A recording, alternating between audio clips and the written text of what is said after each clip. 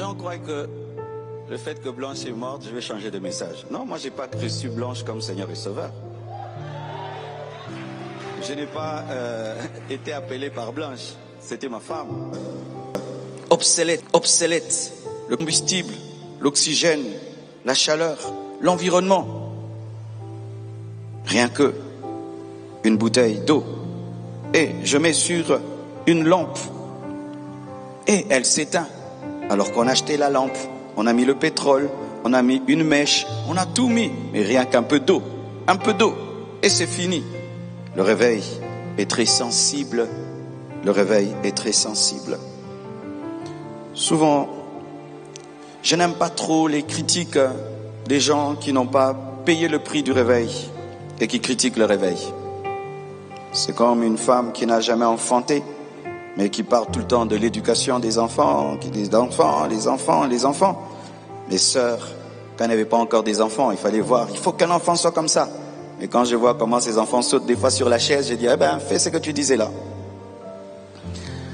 Les gens qui n'ont pas payé le prix dans le jeûne, la prière, l'évangélisation, pour enfanter quelque chose, ils parlent de l'église comme ça. C'est pourquoi un homme de Dieu qui a tué son église, son ministère, et qui vient parler, les églises sont mortes, il faut homme de Dieu. Mais toi-même, tu as déjà tué ton église. Et c'est étonnant dans ce pays des fois. Quelqu'un qui a tué son ministère, qui a arrêté même de servir Dieu, mais c'est lui qui devient le professeur des pasteurs et qui dit tel est faux, tel est vrai. Et toi-même? Oui, il faut en parler. J'ai pas changé.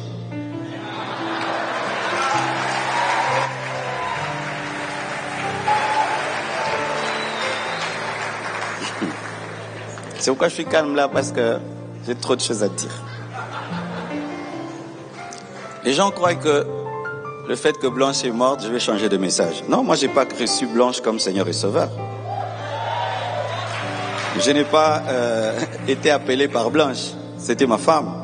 Ce n'était pas mon Dieu. Et c'est ça, des fois, dans notre nation.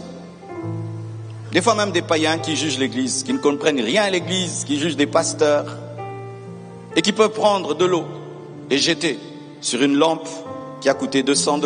Il y a des lampes qui coûtent très cher. Il faut mettre du pétrole dedans. Il faut la mèche qui coûte. Et puis un peu d'eau. Ah, les hommes de Dieu, les églises. Et toi, tu as fait quoi dans ta vie? Toi, tu as fait quoi? Toi, tu as gagné qui? Montre-moi tes disciples.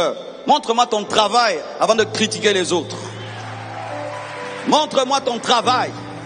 Et critique d'abord ton travail avant de critiquer le travail des autres. Éduque d'abord ton enfant avant d'éduquer le mien.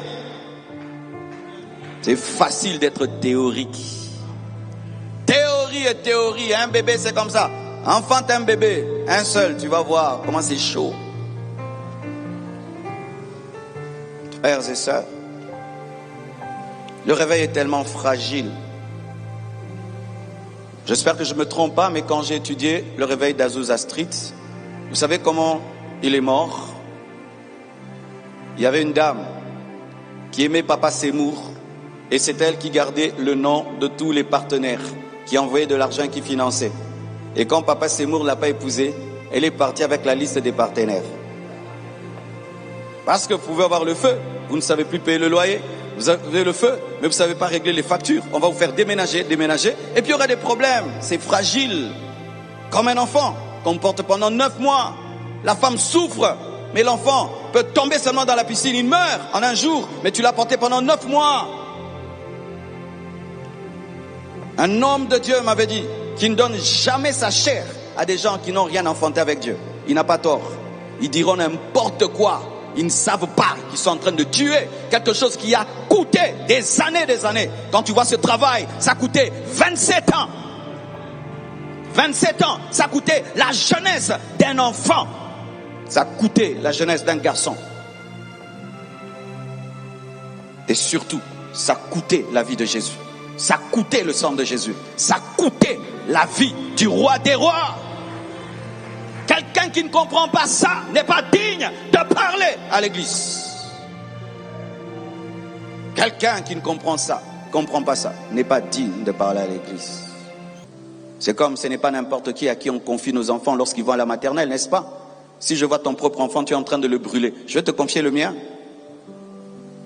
Quelqu'un qui tue son église, mais vous lui donnez le micro, lui va juger l'église. En tant que qui? Les choses que nous faisons. On donne le pouvoir à des gens qui n'ont pas de pouvoir, de l'autorité, à des gens qui n'ont pas de l'autorité. Et ceux qui font un grand travail, on ne les écoute pas. Des hommes comme Papa Kélian, ils sont dignes de nous parler. Des années dans le ministère, ils sont fidèles à leurs femmes, fidèles à leurs femmes, fidèles à leurs femmes, fidèles à leurs femmes, fidèles à leurs femmes. Sa femme est morte et il est toujours dans la sainteté. Oui, cet homme peut me parler. Ce n'est pas tout le monde qui parle à l'église. L'église, c'est l'épouse de Christ. Frères et sœurs, le réveil est fragile. Vous voyez comme nous sommes assemblés ici. Je suis très conscient qu'on peut se disperser, rien que par un scandale. Un seul scandale. Homme de Dieu, tu rassembles des foules, gloire à Dieu. Tu peux rassembler 100 000 personnes. Un seul scandale peut tout détruire. Le problème, c'est que lorsque les gens s'amassent comme ça, tu penses qu'ils viennent pour toi.